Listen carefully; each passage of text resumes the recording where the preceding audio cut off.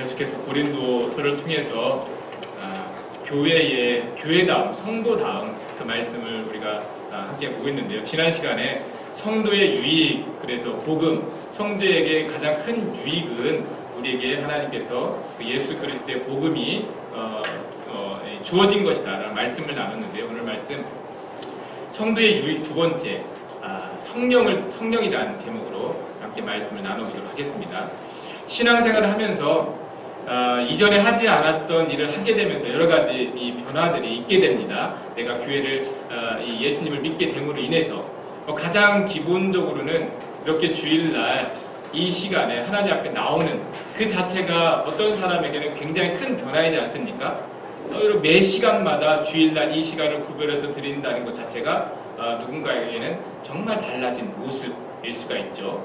그리고 또 교회 다니면서 구름 모임을 하는 것, 모임 가운데에 내가 공개적으로 사람들 앞에 이야기를 하는 것, 정말 예전에는 생각지도 못했던 그 일들을 하게 되는 것도 또 하나의 변화예요.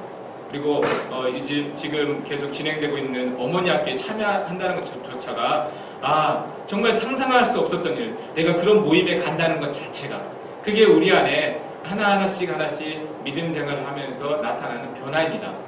다른 사람이 봐도 참 교회 다니는 것 하나 가지고 너 참 많이 변했다 이렇게 사람들이 이야기하는 그런 모습들이 우리 안에 있게 되죠. 신앙생활을 하면서. 그런데 예수님을 믿고 성도가 되었다는 것은 그렇게 단순한 단지 어떤 생활 패턴의 변화, 내 생각의 변화로만 그치는 게 아닙니다.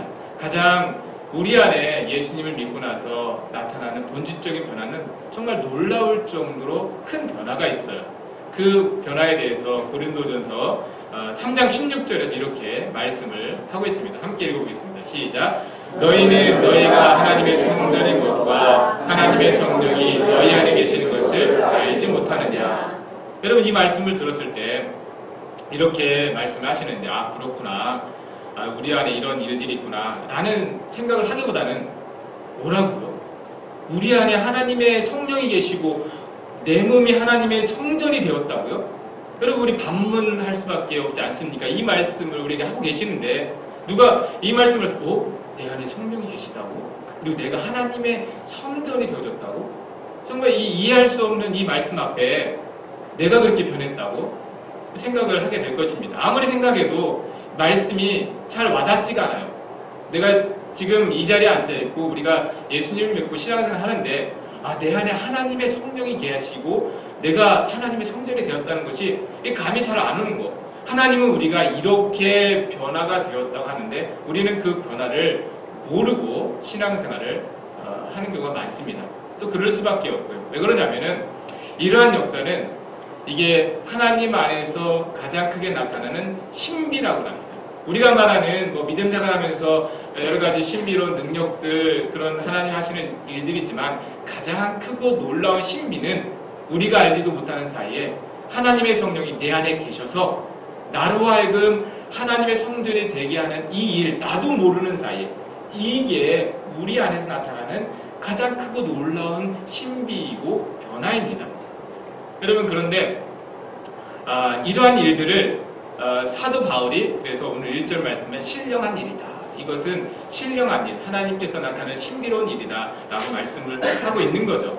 그래서 우리 안에 성령의 은사, 또 성령이 여러 가지 주시는 그 은사를 통해서 성령이 계신 증거들로 아는데 성령이 내 안에 계신 가장 큰 증거는 뭐냐 했을 때 오늘 3절 말씀입니다.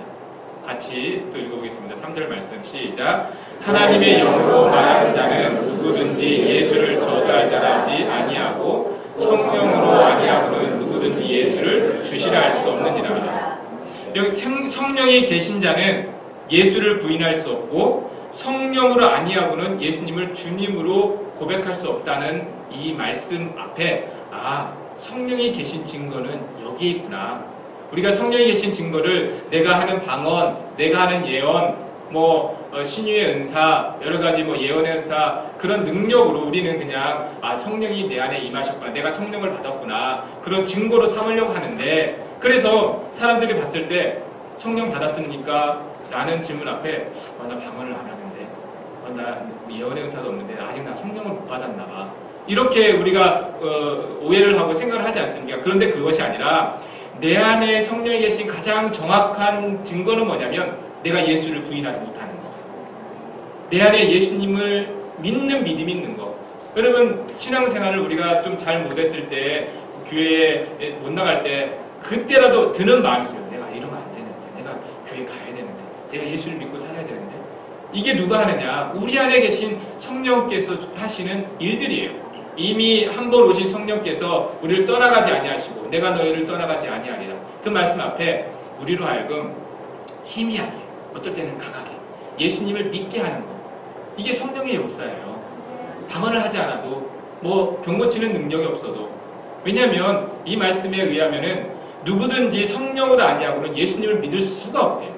내 지식으로 믿는 것도 아니고 내 경험으로 내가 깨달아서 내 의지로 믿는 게 아니거든요. 믿음 생활은. 성령이 우리로 하여금 예수님을 믿게 하지 않으면 그 누구도 믿을 수가 없는 거예요. 그래서 여러분들 스스로 늘 생각할 때 하나님은 하나님의 성령이 내 안에 계시고 내가 하나님의 성전이 되어졌다고 하시는 말씀 앞에 내 안에 성령이 있나? 내가 성령 받았나? 그런 말씀 앞에 여러분이 예수를 부인할 수 없다면 성령이 여러분의 강력하게 역사하고 있는 겁니다. 예수님을 믿는 믿음이 있다. 여러분 우리가 그 증거로 살아가야 되고요. 그리고 성령이 우리 안에 임하신 가장 큰 유익은 바로 그겁니다. 성령이 왜 우리에게 오셔서 유익하게 하느냐? 우리로 하여금 그렇게 믿음을 갖고 예수님을 따라 살게 하는데 그 유익이 있다라는 겁니다. 여러분 그래서 이 예수님이 요한복음 16장에서 이렇게 말씀하세요. 내가 떠나가는 것이 너희에게 유익이라. 내가 떠나가야 너희 안에 항상 함께 하시는 하나님의 성령이 임하시기 때문에 내가 떠나가는 것이 너희에게 유익이다. 이렇게 말씀을 하셨던 겁니다. 그래서 고린도 교회가 성령으로 충만한 은혜를 많이 받았는데 그 성령을 받은 증거를 다른 곳에서 찾으려고 하다 보니까 갈등이 있고 또 신앙생활하면서도 분쟁을 하게 되고 그런 거예요. 성령을 받은 증거를 다른 곳에서 찾으려고 하다 보니까. 그래서 오늘 말씀은 이 고린도전서 12장과 요한복음 성령에 대해서 왜 오셨는지 왜 보내시는지 그 말씀을 비교하면서 성령이 우리 안에 임하신 목적과 유익은 무엇인가 한번 살펴보려고 합니다. 그러면 본질적인 성령의 유익, 성령이 그와 같이 우리 안에 거하신 분명한 목적이 있습니다. 성령을 통해서만 되어질 수 있는 일이 있기 때문에 성령을 그렇게 우리 안에 내주하시도록 보내주셨어요. 그러면 첫 번째, 성령이 우리와 함께 하신 목적은 뭐냐면 말씀드린 대로 예수 그리스도를 알고 믿게 하기 위함입니다. 성령의 첫 번째 목적이에요. 성령 충만하다는 것은 그 결과가 예수 그리스도를 아는 것으로 나타나게 되어 있습니다. 누군가 성령 충만하다고 말했을 때에. 그래서 요한복음 15장 26절에서 이렇게 말씀합니다. 같이 읽겠습니다. 시작.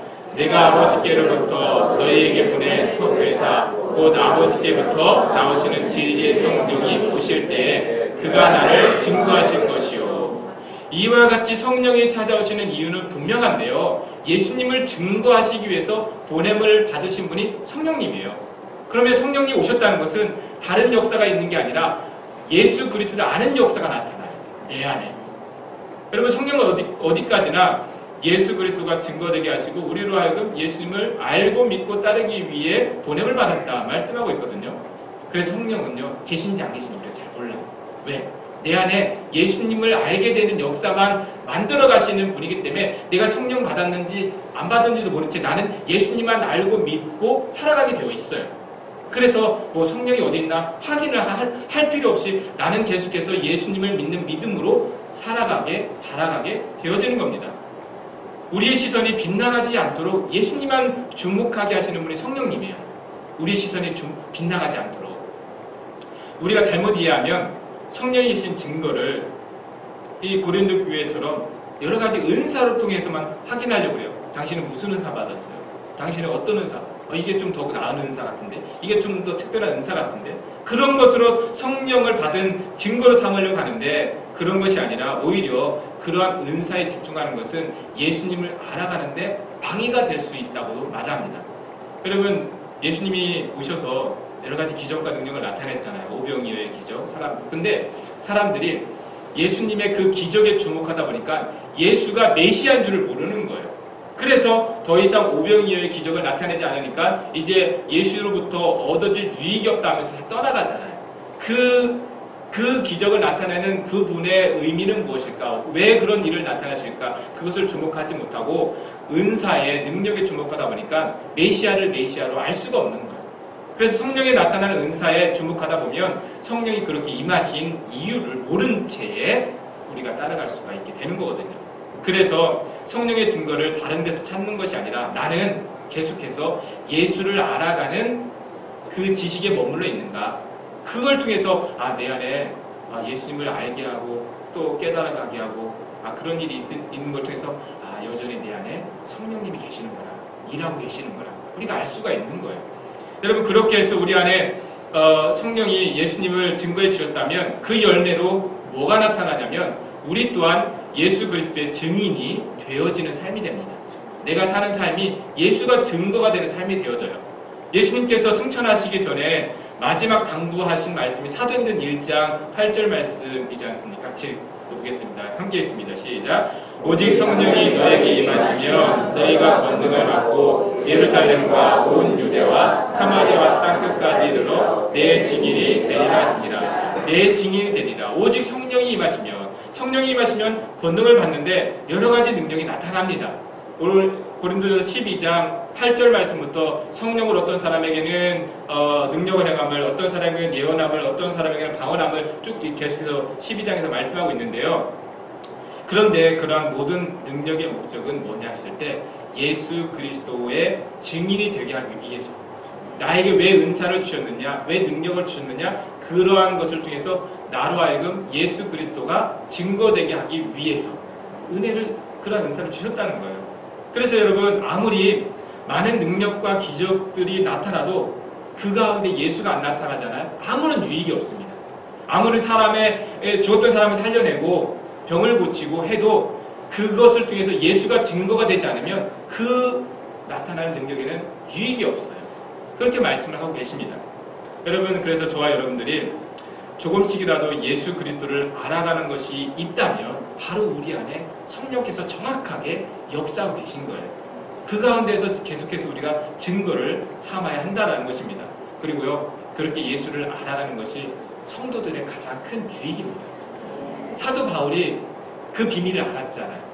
예수 그리스도를 아는 지식이 가장 고상하다는 걸 아니까 다른 모든 십자가 외에 아는 것을 배설물로 여기노라 그렇게 말을 한 거예요.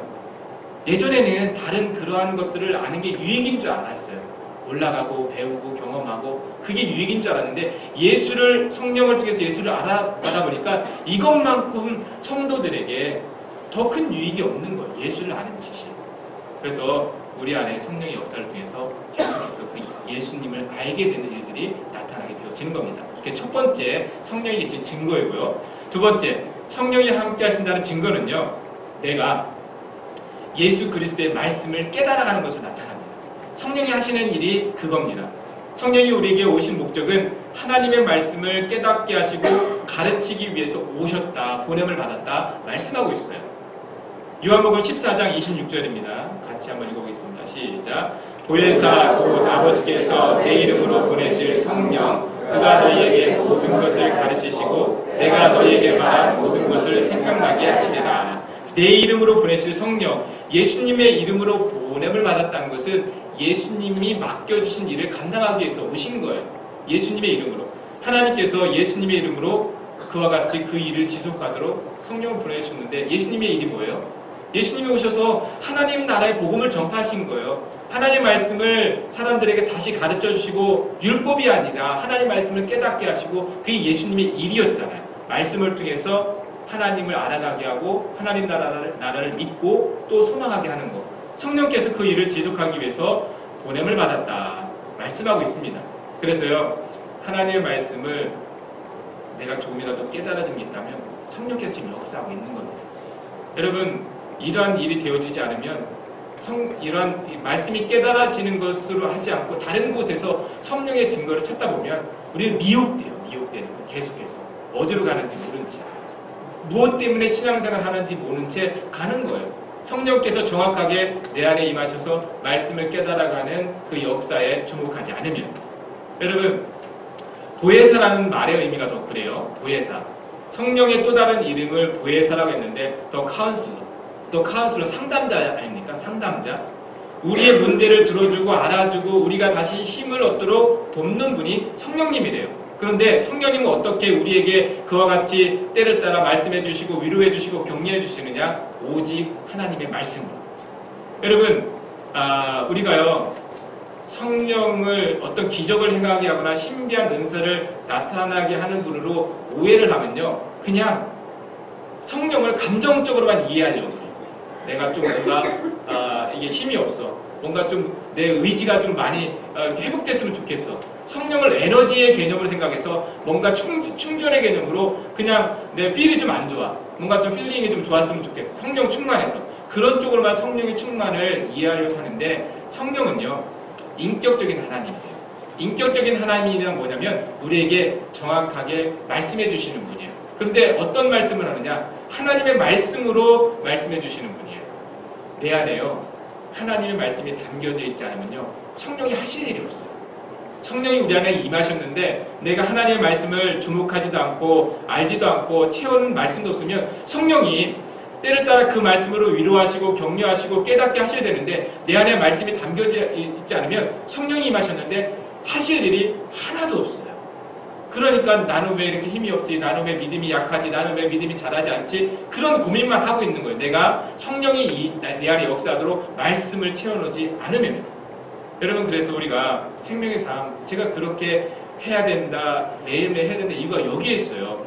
매일매일 보는 말씀이 그 순간에는 아닐지라도 때가 되면 성령께서 나에게 위로가 필요할 때 하나님 그 말씀으로 위로하세요.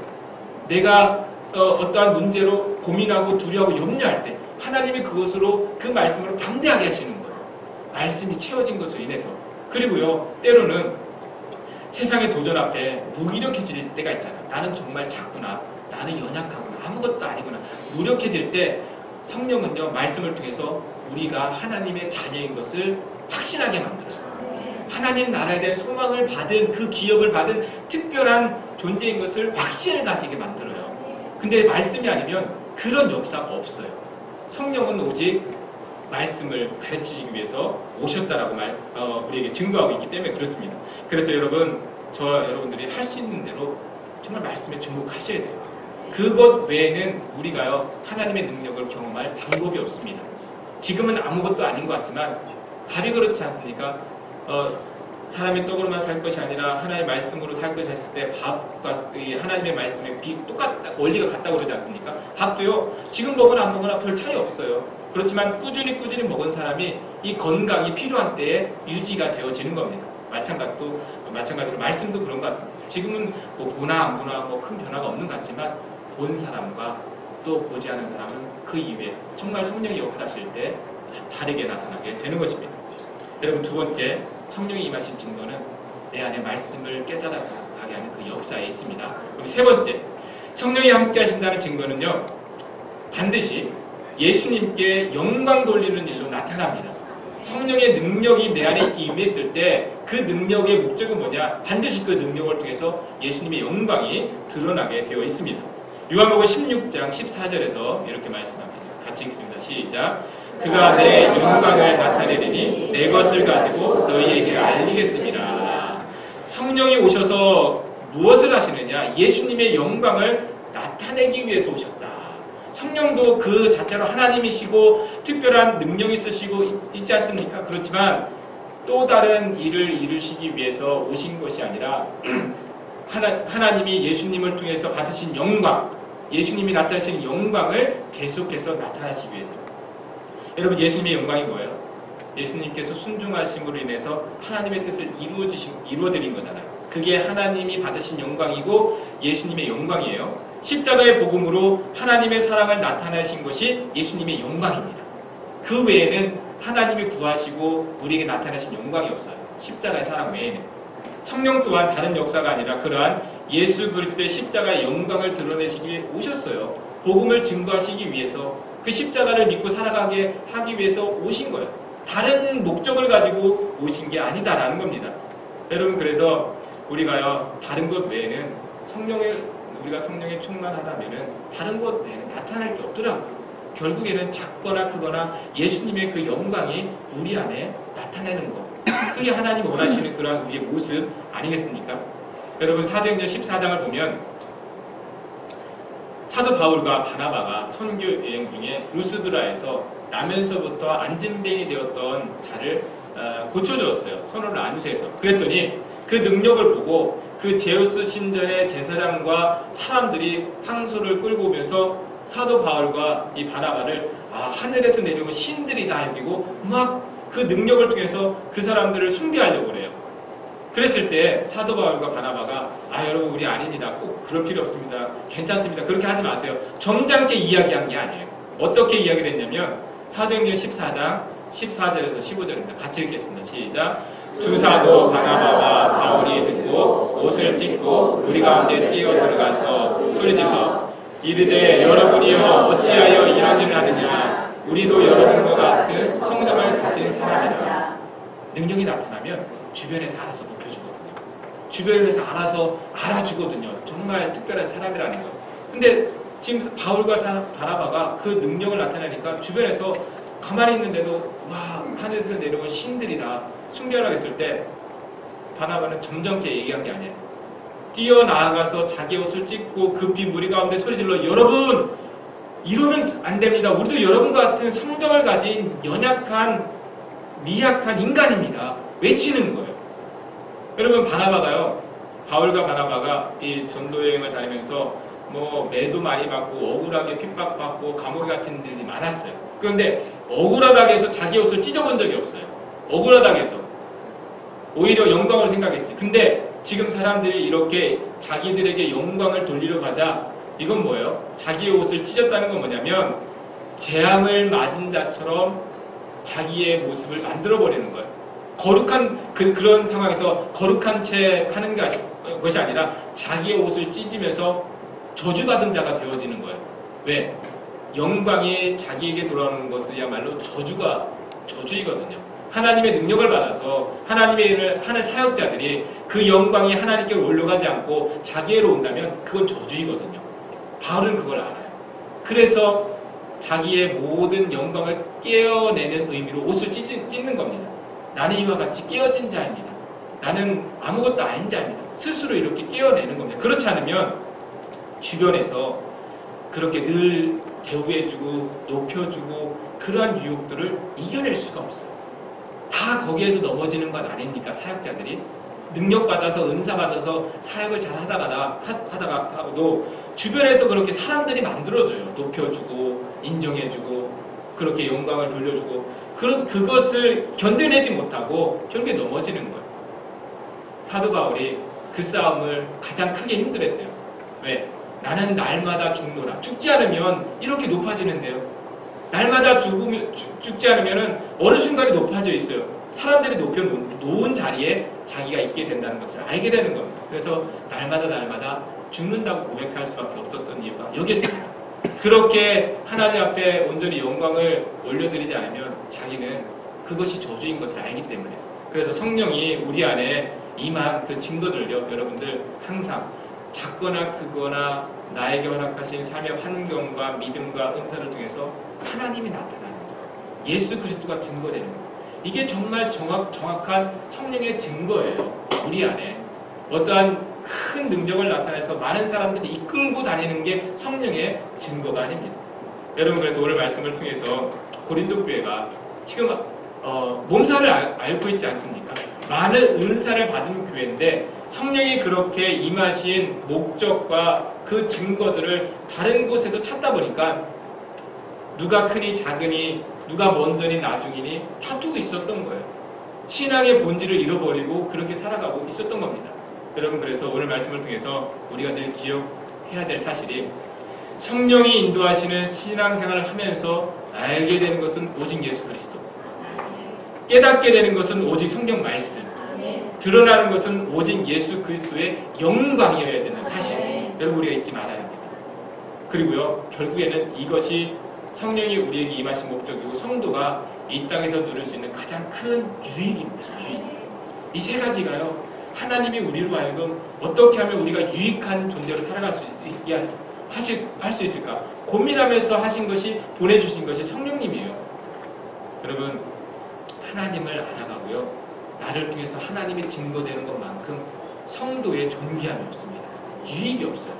여러분, 그래서 이 땅에서는 비록 그러한 것들을 알아주지 않더라도 여러분들 항상 스스로 하나님 앞에서 작거나 크거나 나를 통해서 내 안에 계신 성령을 통해서 정말 예수 그리스도를 아는 일과 증거되는 일과 예수님의 영광이 나타날 때 여러분이 기뻐하시고 감사하시고 계속해서 맡겨진 삶을 감당하시는 저와 여러분들 되시기를 주님의 이름으로 축원합니다. 기도하겠습니다. 살아계신 하나님, 우리가 알지 못하는 그때에서부터 이미 성령을 우리에게 보내주셔서 우리가 하나님을 믿지 않고는 살 수 없는 자로 만들어주시니 감사드립니다. 믿고 싶어도 믿을 수 없는 이 혼탁한 시대에 우리는 주님을 믿지 아니하며 살 수 없는 자로 만들어주셨사오니 이보다 더 큰 축복과 은혜가 어디 있겠습니까? 하나님, 성령이 내 안에 계신 그 은혜를 우리가 하나님 기뻐하게 하시고, 또 성령이 내 안에 계신 그 증거를 하나님을 알아가는 것으로, 예수님을 믿어가는 것으로 하나님 우리가 증거를 삼아 살아가도록 도와주시옵소서. 또 성령께서 내 안에 더 크고 놀랍게 역사할 수 있도록 우리는 계속해서 말씀을 채워넣는 삶을 살아가게 하여 주시옵소서. 그럴 때 우리를 가장 존귀하게 하고 계시는 하나님의 그 시선을 받는 저희들 되게 하여 주시옵소서. 감사드리며 예수님의 이름으로 기도드리옵나이다. 아멘.